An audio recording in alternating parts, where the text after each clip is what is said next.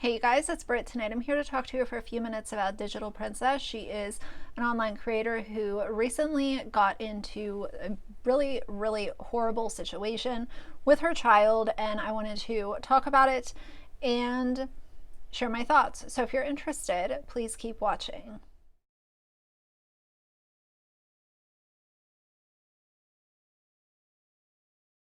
Guys, so big trigger warning for this video. In this video, I'm going to be discussing child endangerment, child neglect, and child welfare. So if any of those are triggering for you, please skip this one. I will see you on the next one. But if you are in a place where you would like to hear my thoughts, let's get into it. All right, you guys, so this is the first and most likely the last video that I'm going to make on this topic. And this I've been following for a few days now, and I was hoping that an update would come out, but one hasn't. So I'm going to go through the fact pattern with you, everything that has happened up until now, and then I will share my final thoughts. So Digital Princess, her real name is Marissa. She has a really sizable audience here online. On TikTok, she has 2.3 million followers. She's 24 years old, and she is also a Twitch streamer. She's also on Twitter, and she has an OnlyFans. Seems like everyone has an OnlyFans nowadays. I feel like that should just be standard.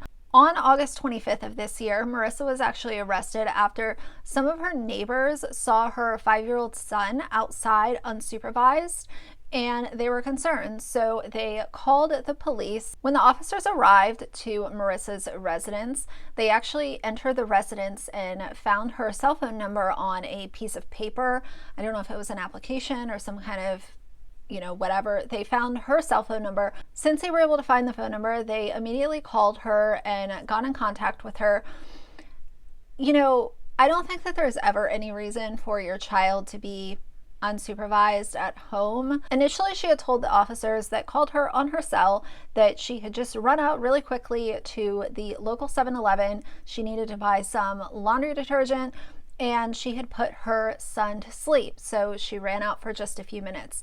Allegedly, she didn't have any friends or family that could help her out with watching, her home and her son while she went and ran this errand. The problem is that when the officers ended up seeing her, she had no receipt to prove that she had purchased laundry detergent. She had a half-filled container of laundry detergent. She was also in a black dress and full makeup.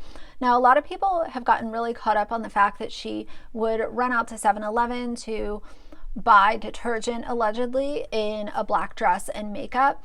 And if the facts didn't show otherwise, if I was just looking at an isolated incident of a girl or a guy going to 7-Eleven in dress attire and makeup, I wouldn't think that that's super weird. I've gone to Target in, full makeup and wearing nice clothes, so I usually wouldn't focus too much on that, but the officers found it very suspicious that she would be going out late at night just to run this one errand in a black dress and full glam, basically.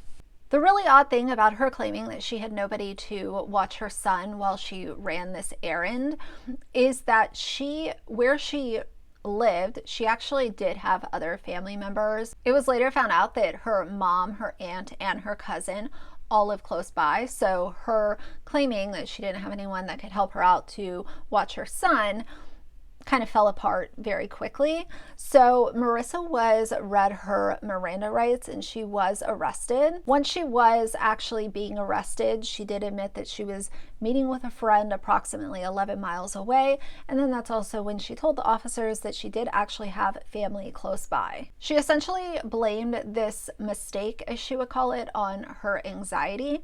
And I don't have anxiety, so I do not want to discount her feelings.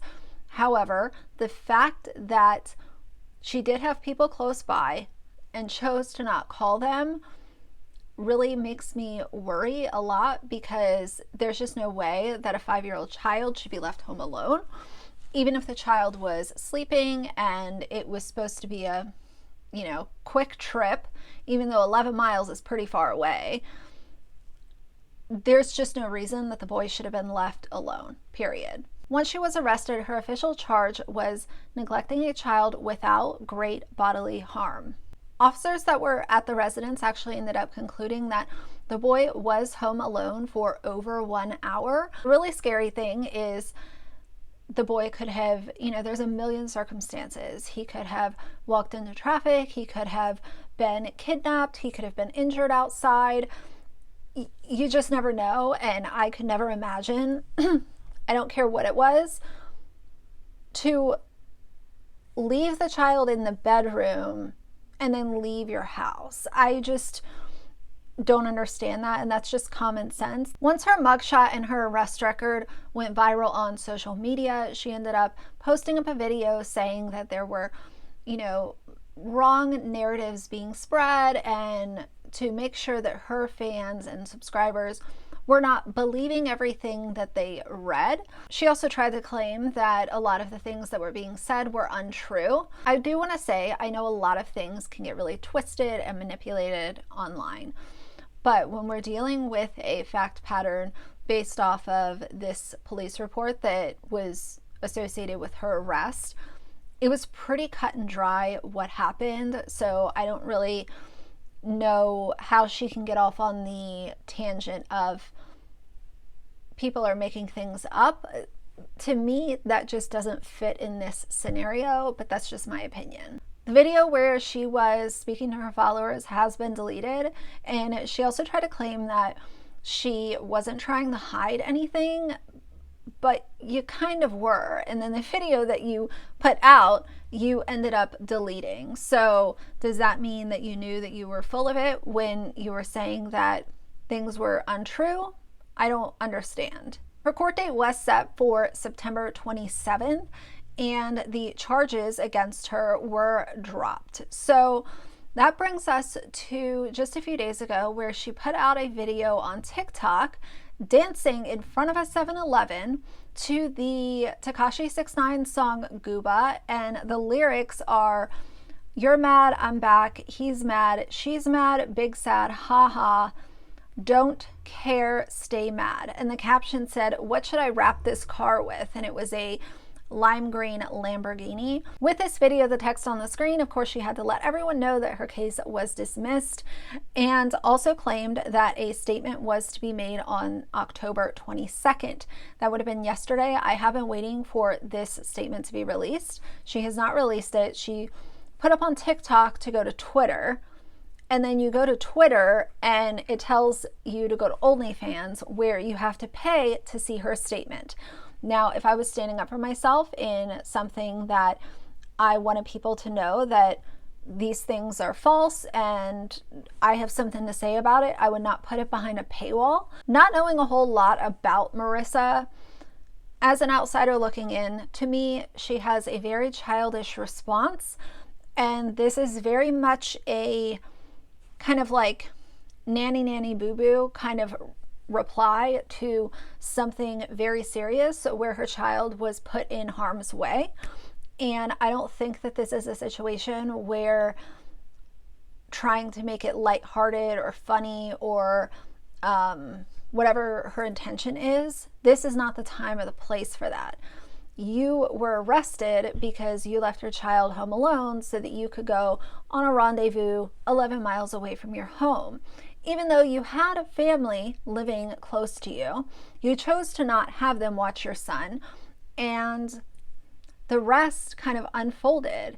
The thing that I will close this video out with is something that a lot of other people have echoed as well, and that is the fact that she is gloating about her charges being dropped, but a lot of people also want to mention the fact that Casey Anthony is a free woman. Just because something is dropped doesn't mean that it didn't happen. So for her to gloat about this, I think it's super tacky and gross, if I'm being honest. Your child being endangered is not something that should be used as a way to get clicks and views or get attention.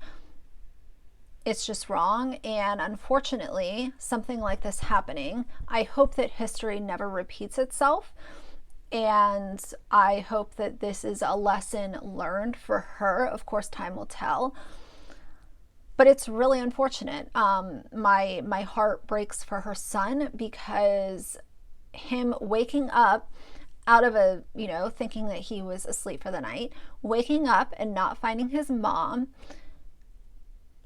will affect that child for much longer than she thinks it will affect him.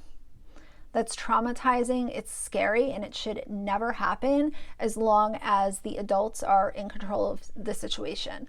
Of course, I understand that one in a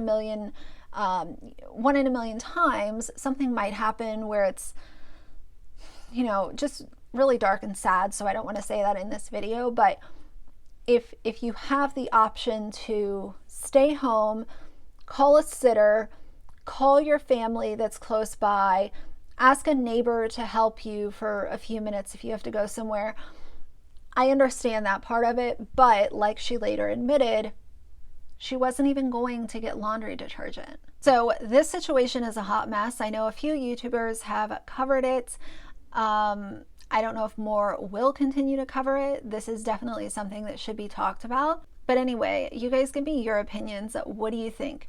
For now, if you like the video, please leave a like and a comment. And if you'd like to see more from me in the future, please subscribe. I'll see you guys soon. Bye.